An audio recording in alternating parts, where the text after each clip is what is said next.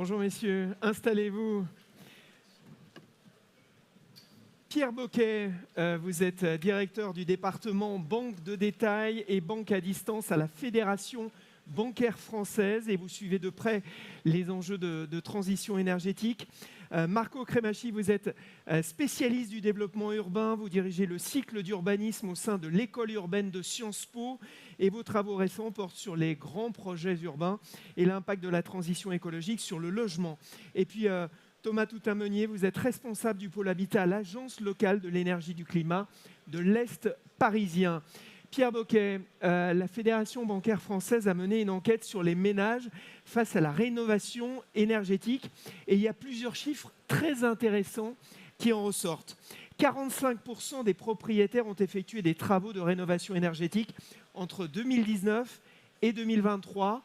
Pour 79% des propriétaires interrogés, le frein cité en premier pour réaliser des travaux était l'obtention justement des aides publiques pour les financer.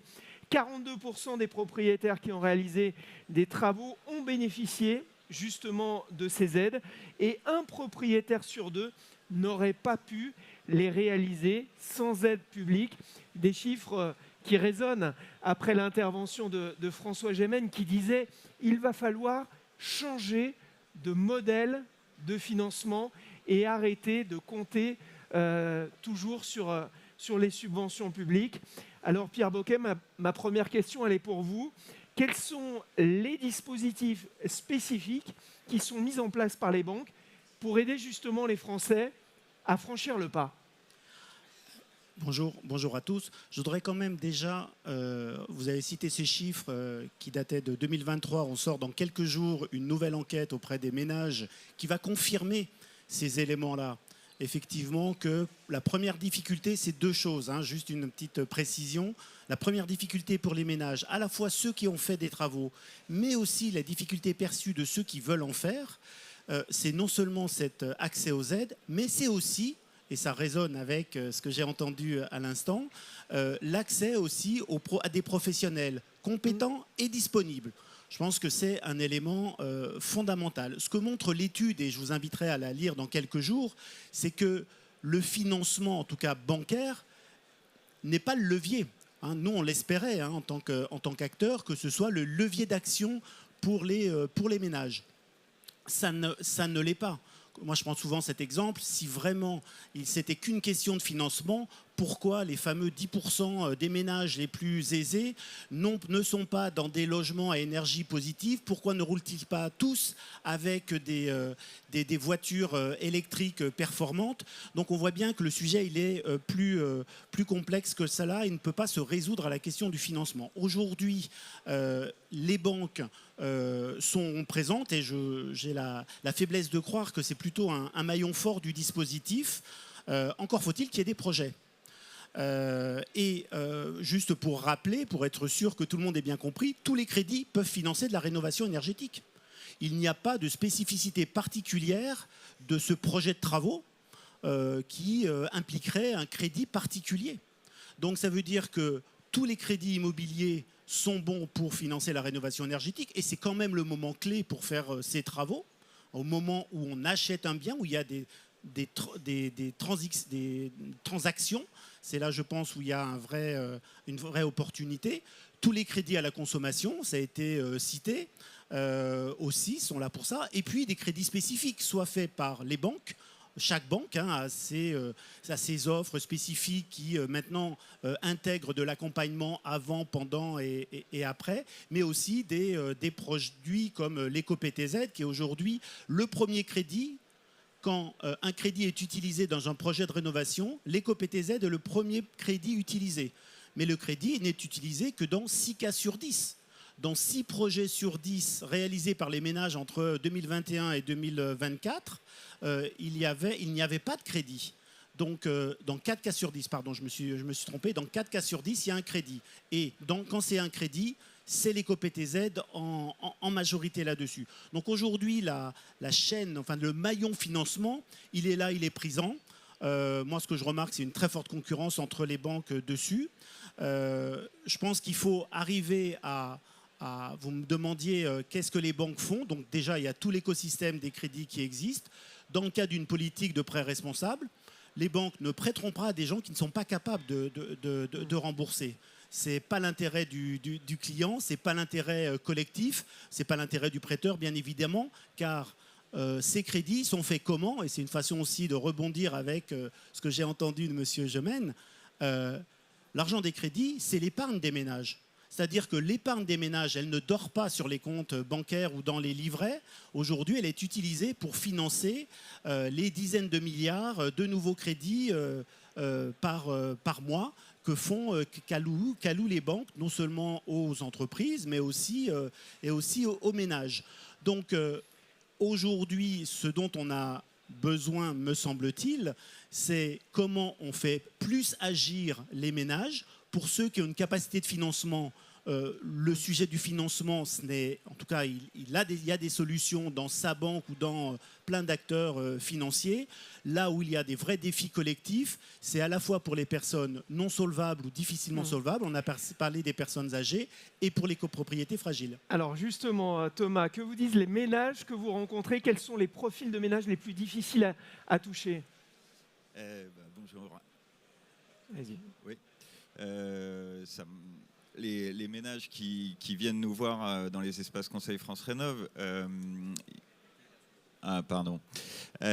ils viennent nous voir en nous disant qu'ils ont envie déjà de faire des travaux, qu'ils ont conscience que c'est bien pour effectivement le climat, si on fait les liens avec ce que disait M. Gemène aussi, mais que c'est bien pour eux aussi dans l'entretien de leur bâti. Ils ont envie d'avoir un logement dans lequel ils sont confortables, qui leur coûte le moins cher possible en entretien. Et ils nous disent aussi que face à ce qu'ils entendent dehors, des politiques publiques, des offres commerciales, que c'est un parcours du combattant et qu'ils ont besoin d'être rassurés, qu'ils ont besoin d'être mis en relation avec des acteurs de confiance. Voilà, donc ça c'est ce qu'ils nous disent et c'est pour ça qu'ils tapent à la porte du service public de la rénovation de l'habitat, parce que c'est une première étape qui leur permet déjà d'y voir un peu plus clair. Parcours de combattant, c'est-à-dire ils n'ont pas accès aux informations. Ils ont accès à trop d'informations. Donc ils n'arrivent pas à faire le tri, c'est ça? Ils n'arrivent pas à faire le tri aussi parce que les communications viennent de toutes parts, sont des fois contradictoires.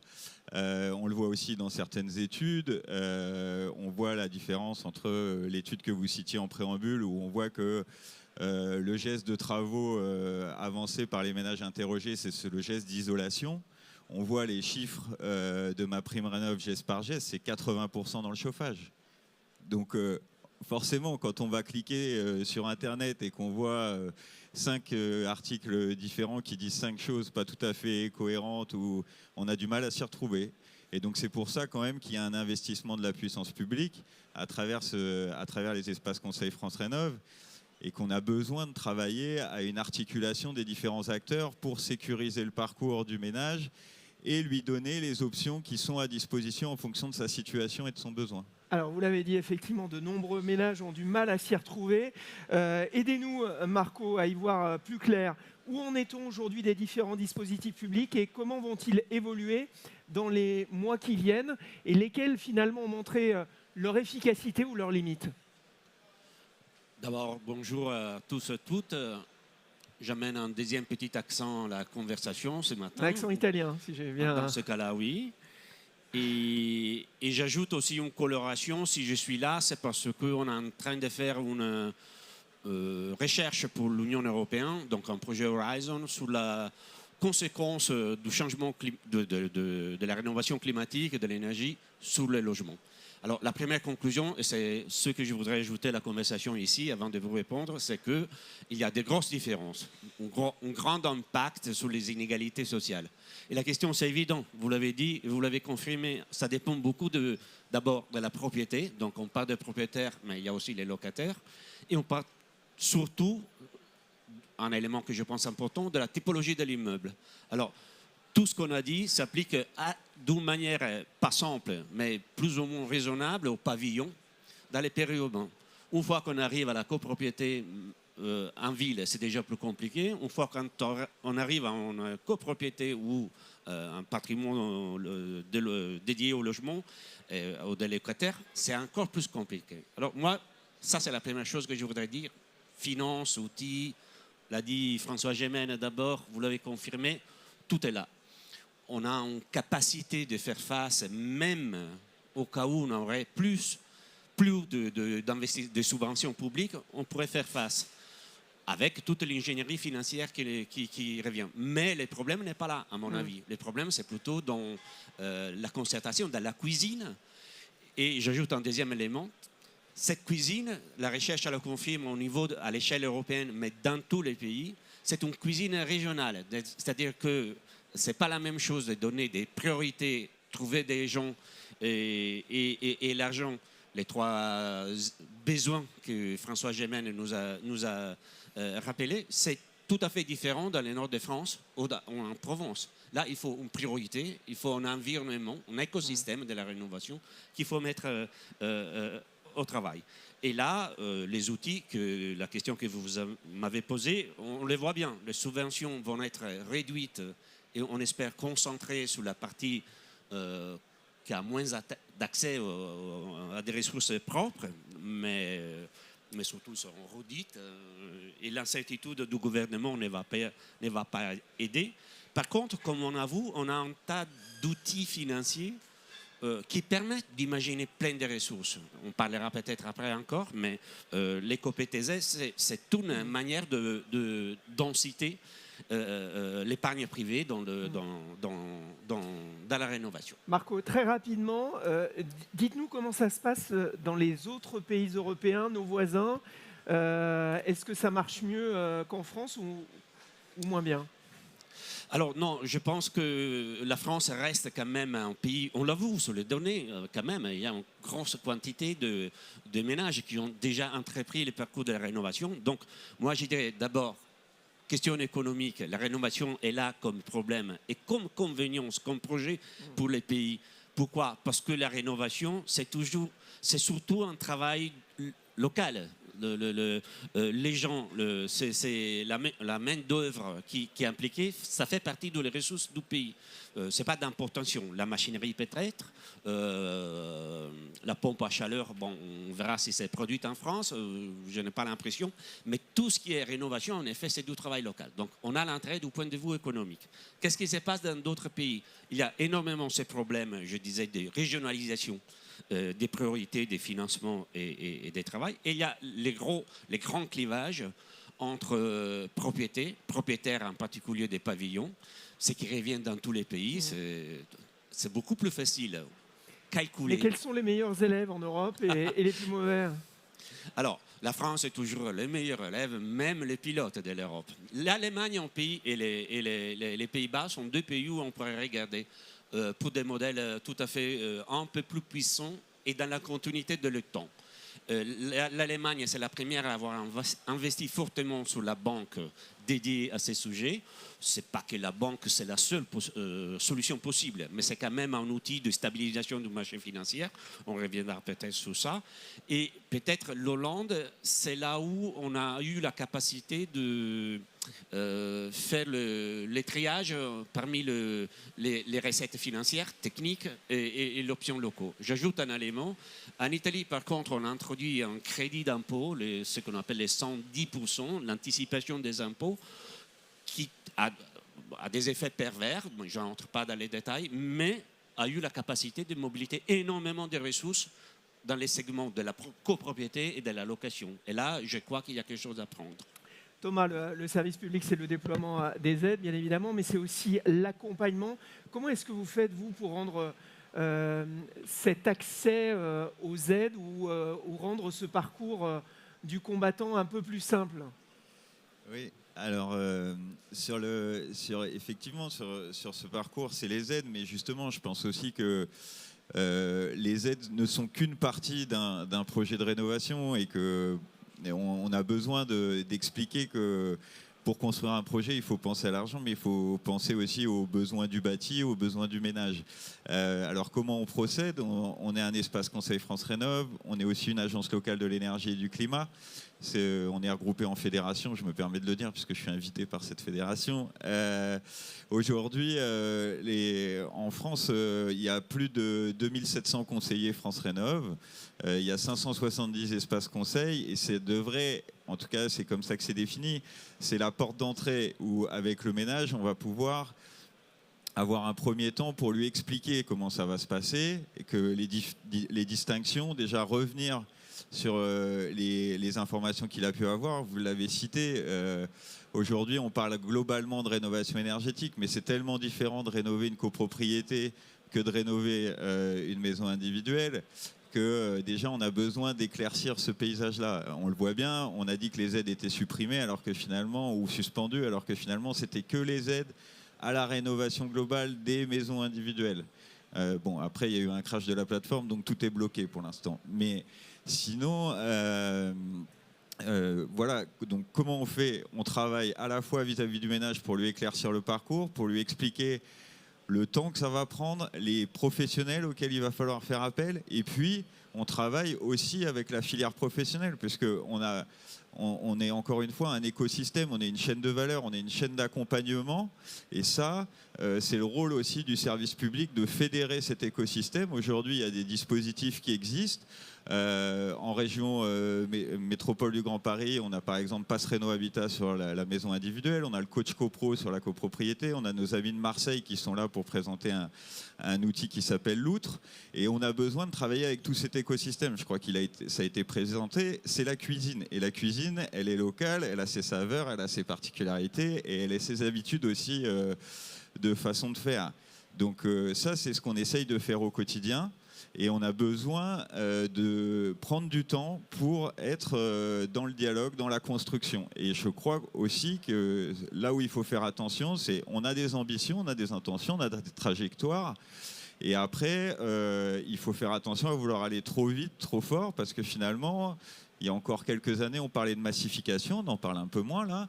Mais on s'aperçoit on en parle, mais on s'aperçoit que finalement, dans les faits, au quotidien, entre les problématiques de recrutement, de disponibilité, jusqu'à la fait de pouvoir louer un échafaudage, on n'a pas réuni encore les conditions qui permettent d'être dans la massification, et on veut tordre le cou à la situation actuelle. On a besoin, je pense, de revenir sur ce qu'est l'état actuel du marché, de l'offre, de la demande et de l'environnement qui permet de rejoindre ces deux choses-là. Alors, pour Pierre Boquet, aller vers des rénovations. vous le disiez, hein, les banques françaises financent de plus en plus de projets de transition de leurs clients, que ce soit des entreprises, des collectivités ou des particuliers.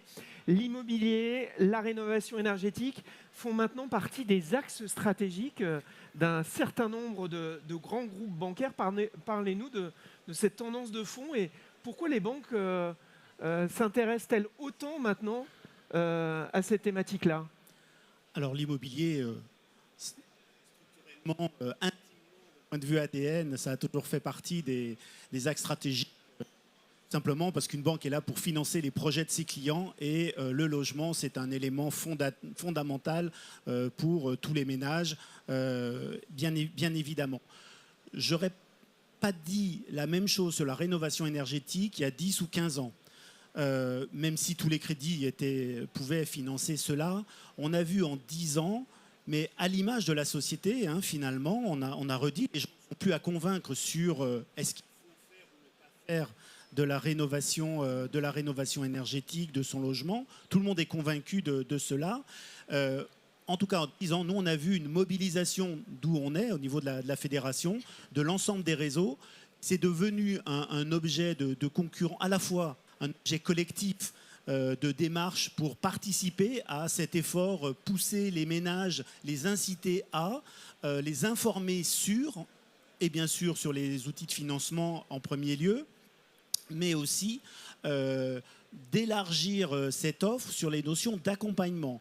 Nous, on est très ravis d'avoir l'émergence de ce service public de l'accompagnement. On l'a souhaité depuis de nombreuses années parce qu'on voit bien que même si je sais que je dois faire cette rénovation, à un moment, je suis perdu par rapport à la complexité apparente ou réelle de cela, en distinguant bien maison et copropriété, qui est un sujet totalement à part. Donc oui, les banques aujourd'hui sont toutes très impliquées. C'est un axe stratégique d'action pour chacun des grands groupes bancaires. Sur tous les sites des banques, vous pourrez retrouver des endroits dédiés, parfois même des sites dédiés à la rénovation énergétique, avec des partenariats justement pour jouer cet accompagnement-là.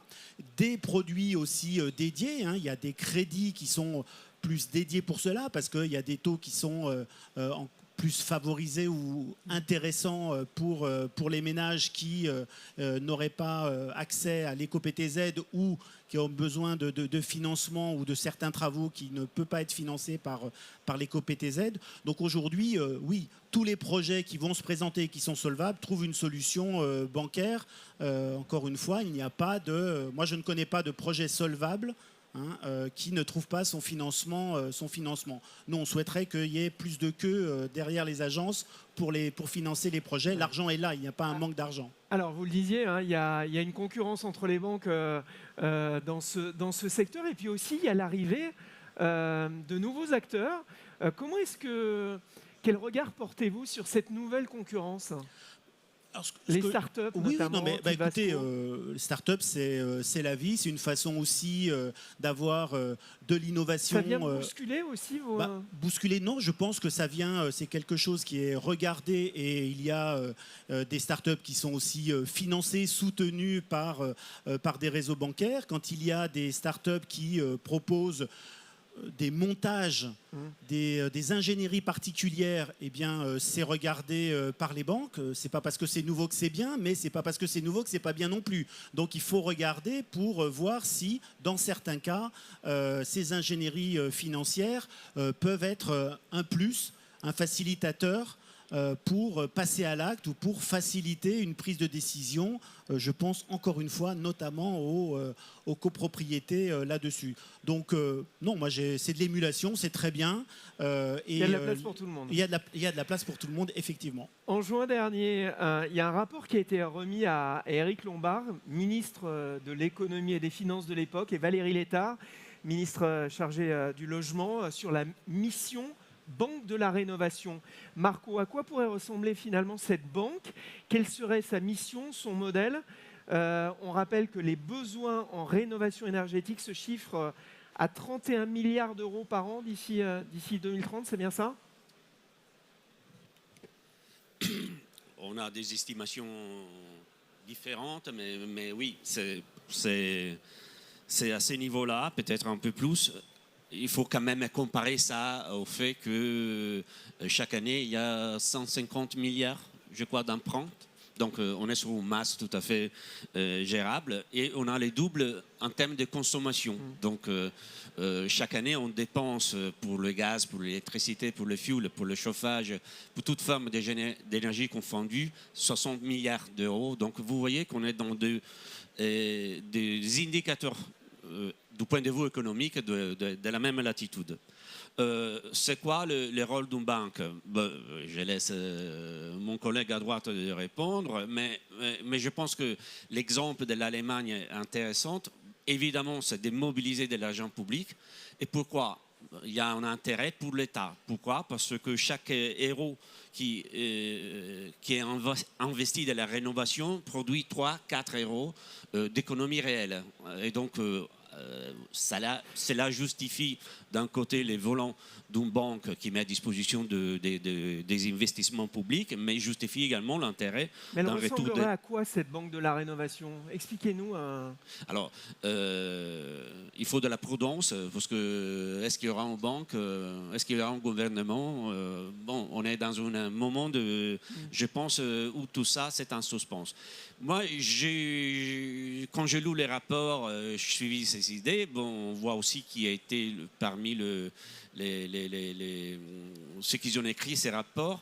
Je me demande s'il faut créer un institut tout à fait entièrement nouveau, où il faut s'appuyer sur les instituts de crédit qui existent déjà au sein le système public. Ça, à mon avis, c'est plutôt intéressant. Ça, en tout cas, c'est le cas qu'on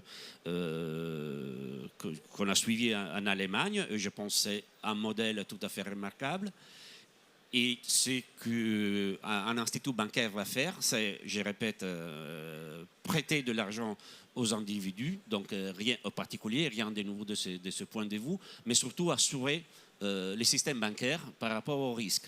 Est-ce que ça, quelle forme va prendre? Là, on verra. Je n'ai pas de modèle en tête pour l'instant, mais moi je trouve que le troisième volet, c'est peut-être le plus important. On l'a déjà dit, mais je le répète, l'accompagnement technique. La banque, en Allemagne en particulier, a cet aspect de conjuguer l'élément de la finance ou l'élément de l'accompagnement technique, qui, je répète, dans un État fédéral, c'est surtout régionalisé. Ça, c'est l'importance, je crois. Je reviens au sujet de la Banque de la Rénovation.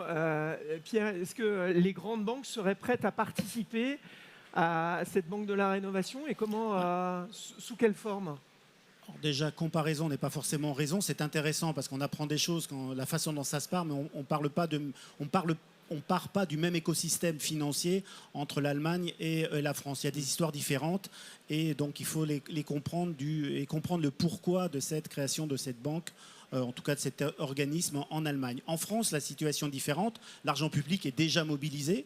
L'éco-PTZ, les intérêts, c'est l'État qui finance. Il y a des subventions, c'est l'État qui finance subventions ou des collectivités territoriales aussi. Alors, une banque de la rénovation, pourquoi? Nous, c'est la question qu'on se pose. On estime qu'il n'y a pas vraiment besoin d'une banque de la rénovation en tant que telle.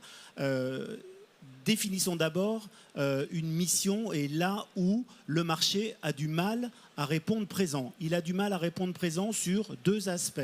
D'une part, les personnes propriétaires non solvables, soit parce qu'en raison de leur âge, elles n'ont pas la capacité à émettre, finalement à s'endetter sur ce projet pouvant concerner plusieurs dizaines de milliers d'euros, et plutôt les copropriétés dont une partie sont fragiles, voire très fragiles, où là, en plus d'être un objet complexe, la copropriété, il faut plusieurs années pour faire émerger et sortir un projet de travaux d'ampleur, que ce soit de rénovation ou autre chose, dans une copropriété.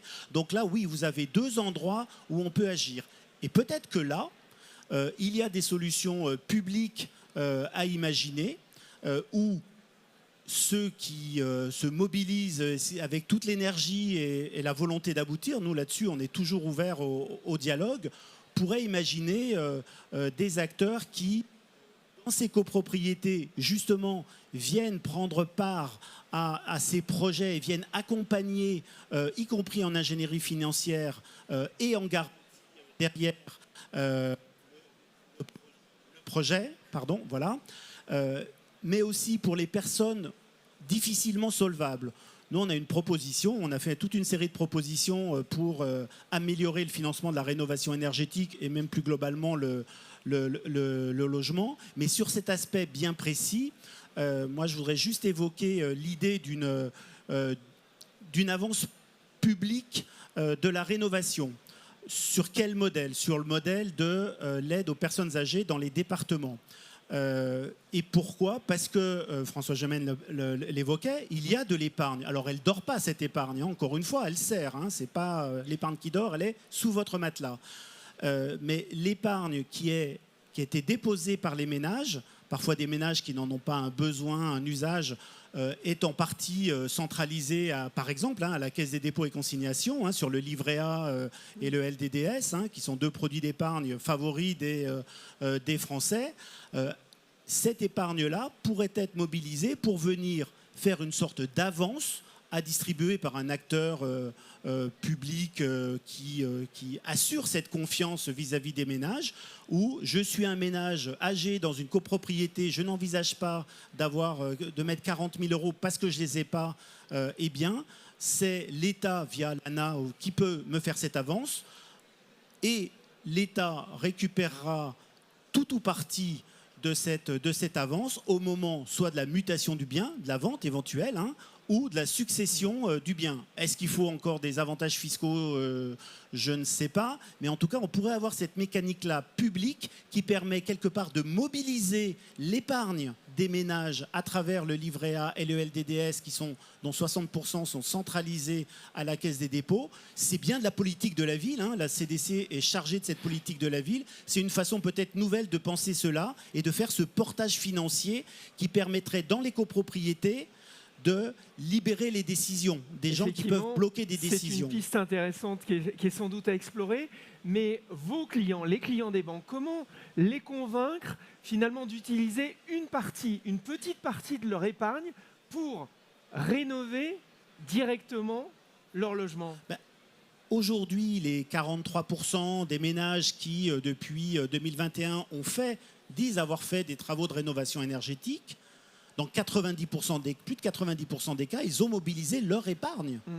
Et l'épargne représente, quand on fait le plan de financement moyen, plus de 60% du montant. Donc aujourd'hui, la rénovation énergétique par les ménages propriétaires est déjà en majorité financée par l'épargne des ménages.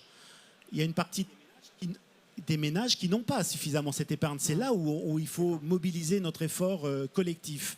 Donc, comment on peut les inciter à passer à l'acte? Je pense sur la notion d'accompagnement et de leur assurer sans doute que les travaux réalisés seront performants. Je pense qu'il y a aussi cela. Et un dernier point peut-être, parce que Prenez un autre micro parce que... Décidément, l'intervention de François Gemène m'a beaucoup inspiré quand il disait qu'il faut incarner les choses pour les ménages. Dans notre enquête de l'IFOP, on voit que les ménages qui ont fait des travaux de rénovation énergétique, à plus de 90%, ils sont satisfaits de ces travaux. Ils sont satisfaits parce qu'ils le font pour baisser leur facture énergétique et pour plus de confort. Donc faisons-en des ambassadeurs de ces... trouvons les moyens de mieux en faire des ambassadeurs de cette rénovation énergétique. Alors nous avons encore quelques minutes, le temps peut-être de prendre une ou deux questions. Surtout, n'hésitez pas, que ce soit sur le financement ou l'accompagnement. Peut-être un micro pour... Non, micro, s'il vous plaît. Voilà, on va vous donner un micro. Merci. Ah, voilà. Bonjour, je rebondis sur votre intervention, Pierre Boquet. Par rapport à la mobilisation de l'épargne d'avance, le prêt à taux zéro, nous on le voit au quotidien, hein, on est un acteur de la rénovation, est un formidable outil aujourd'hui qui a ce rôle d'avance déjà à notre connaissance, hein, sans condition d'âge, sans condition de ressources. C'est un formidable outil. Donc voilà, j'aimerais plus comprendre en quoi il y a un blocage là-dessus. Et la question, c'est, j'ai cru comprendre que de nouvelles banques rentrent. Est-ce que vous avez des éléments sur le développement, le maintien, voire le développement de cet outil très utile pour la rénovation en copropriété? Juste pour vous éclairer, un éco-PTZ et une avance rénovation telle que je l'évoque, ça n'a rien à voir dans le sens où dans le premier cas, c'est un prêt qui va être amortissable. Ça veut dire, certes, la personne ne va pas payer d'intérêt, mais le capital, elle va le rembourser petit à petit sur 5, 10, 15 ans. Donc, elle doit mobiliser une partie de ses ressources d'aujourd'hui pour pouvoir rembourser son prêt. Certes, à taux zéro, mais le capital. L'avance, c'est différent. C'est les 40 000 euros. Moi, Anna, par exemple, je vous avance ou j'avance à la copropriété ces 40 000 euros. Vous ne payez rien.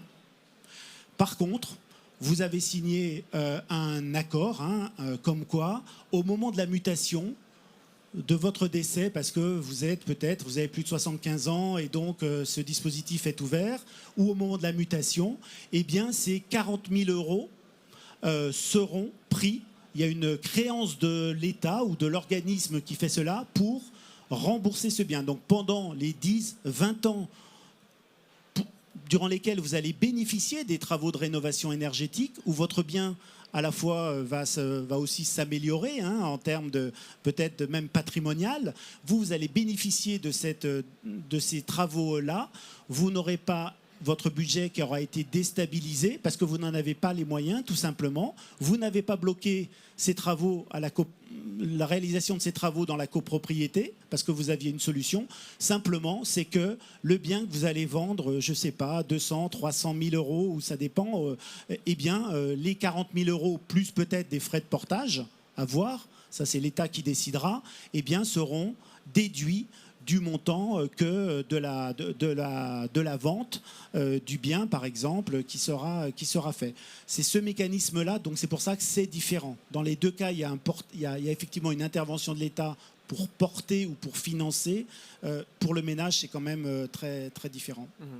Ah, une autre question, monsieur, si possible, question courte et réponse très courte aussi. Oui, Jean-Luc Sadorge, comité stratégique de filière industrie pour la construction. J'ai une question pour monsieur Bocquet. Au début, vous avez indiqué qu'il y a des solutions de financement et vous avez donné 2 exemples au moment de l'achat. Mais on sait qu'au moment de l'achat, les ménages sont quand même assez contraints par leur capacité de remboursement. Donc c'est difficile de prévoir des travaux en plus. Donc ça me paraît une piste quand même un petit peu optimiste. Et puis l'autre question, c'est que quand vous dites qu'il y a du prêt personnel disponible, mais on est sur des durées quand on parle. Aujourd'hui, rénover une maison individuelle, c'est de façon performante. Parce qu'on fait beaucoup de rénovations, ça a été dit par monsieur Toutain-Meunier. 80%, c'est pour changer le chauffage. Donc, au point de vue climatique, et ça, Gémen vient de le dire, ça n'a qu'un impact relatif, voire inexistant, puisqu'on continue à augmenter nos gaz à effet de serre. Donc, le prêt personnel sur quelques 9-10 ans, quand j'emprunte 80 000 euros, c'est compliqué. Donc, je voulais juste que vous précisiez un peu ces 2 points. Alors, moi, je continue à penser que le moment de la mutation et donc de l'achat est sans doute le meilleur moment. D'abord, d'un point de vue très pratico-pratique, avoir des travaux d'ampleur, comme vous le dites, dans un bien qui est occupé, c'est plus compliqué. Parfois, il faut même déménager, ne pas être là.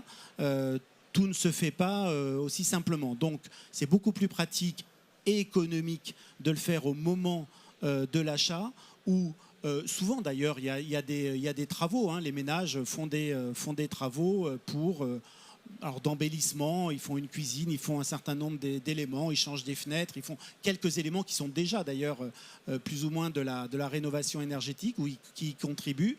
Donc je pense que c'est toujours le meilleur moment pour le faire. L'avantage de le faire au moment de l'achat immobilier, c'est que vous pouvez le faire avec un crédit immobilier qui est sur du long terme. Je rappelle que 60%, plus de 60% à peu près des prêts sont sur 20 ans et plus. Donc ça laisse le temps effectivement pour rembourser ce prêt. Après, la limite, c'est effectivement la capacité de remboursement du ménage. Un moment, si est sur 25 ans, voire sur 10 ou 15 ans, puisque des prêts travaux peuvent être sur des durées un peu plus longues encore que celles que vous évoquez, si c'est ce besoin-là en termes de, on va dire, de capacité de remboursement, c'est sûr que là, il peut y avoir un problème et qui est lié finalement à la situation financière du ménage. Donc, comment faire pour avoir, d'abord pour beaucoup de ménages, c'est possible. Hein, je voudrais pas. Bien sûr, il y a toujours des cas à la marge ou à la limite des capacités de remboursement. Mais aujourd'hui, il me semble que les prêts personnels, les prêts travaux peuvent être sur des durées plus longues que les 8-9 ans que vous évoquez. Après, il y a une autre question de rentabilisation, et c'est sans doute un des freins d'ailleurs du passage à l'acte. Des ménages qui se disent je vais rentabiliser mes 40 000 euros peut-être dans 15 ans, dans 20 ans. Quand j'ai entendu que pour des panneaux photovoltaïques, finalement, leur durée de vie est de 15 ans, donc en gros, le temps de les payer, je peux me poser la question, en tout cas, moi, en tant que ménage, ça m'interpelle sur est-ce que je vais le faire ou pas le faire. Donc, est-ce qu'il y a... C'est peut-être là où il y a une subvention utile qui serait utile, mais qui peut être plus réduite pour le faire. Donc encore une fois, je pense qu'il faut regarder. Je suis convaincu que le meilleur moment, ça reste la mutation du bien, pour plein de raisons, même sur la capacité à étaler dans le temps long. Là-dessus, je rappelle qu'un crédit conso, il n'y a pas de garantie en général qui est prise aussi, contrairement à un crédit IMO, en termes de facilité d'accès aussi. Donc voilà, ces 2 solutions qui sont différentes. Les durées permettent, je pense, de pouvoir répondre à beaucoup de projets. Il y a peut-être des solutions subventionnelles aussi à regarder pour venir compléter, dans certains cas, des projets particulièrement ambitieux. On arrive au terme de cette conférence. Alors, je vais vous demander 2 phrases chacun, pas plus, un dernier message pour débloquer la rénovation à grande échelle. On commence avec vous, Thomas. Ok. Alors pour débloquer la rénovation à grande échelle, je reviendrai sur le fait qu'on a besoin de travailler ensemble, qu'on a besoin de comprendre que chacun a sa place dans le parcours et qu'il y a toute une partie, comme le disait M. Gémen, que le logement, c'est pas uniquement un produit financier ou un produit de rentabilité, mais c'est avant tout répondre à une exigence de droit, à un besoin fondamental. Et donc de là-dedans, la politique publique doit toujours avoir sa place pour combler les besoins des gens qui n'ont pas accès dans les conditions aujourd'hui de fonctionnement de la société pour autofinancer leur logement. Marco, même exercice. On a parlé d'accompagnement, mais également de cuisine. Moi, je dirais qu'on a besoin des menus de travaux par profil d'usage, de famille, de typologie de bâtiments et par profil financier. Et là, on parle beaucoup de simplification, qu'il est toujours désirable, nécessaire, mais dans ces cas-là, c'est plutôt l'accompagnement qui est nécessaire. Moi, j'ai l'impression, par contre, que niveau financier, on pourrait complexifier un peu, avoir par exemple un marché secondaire de crédit d'impôt. Je m'arrête là, mais il y a plein de choses que la finance peut faire. Allez, Pierre, le mot de la fin. La finance peut faire plein de choses, mais il faut d'abord qu'il y ait des projets. Pour qu'il y ait des projets, il faut qu'il y ait des envies. Pour qu'il y ait des envies, il faut qu'il y ait de la confiance. Et la confiance viendra de deux choses. D'une part, effectivement, un écosystème où la perception des fraudes, c'est quelque chose qui est maîtrisé. Donc, avoir un écosystème sécurisé et sécurisant. Et deuxième chose, avoir un monde des professionnels de la rénovation, parce que c'est les clients qui nous le disent, qui soit à la fois de qualité et disponible. Merci à vous trois d'avoir participé à cette conférence.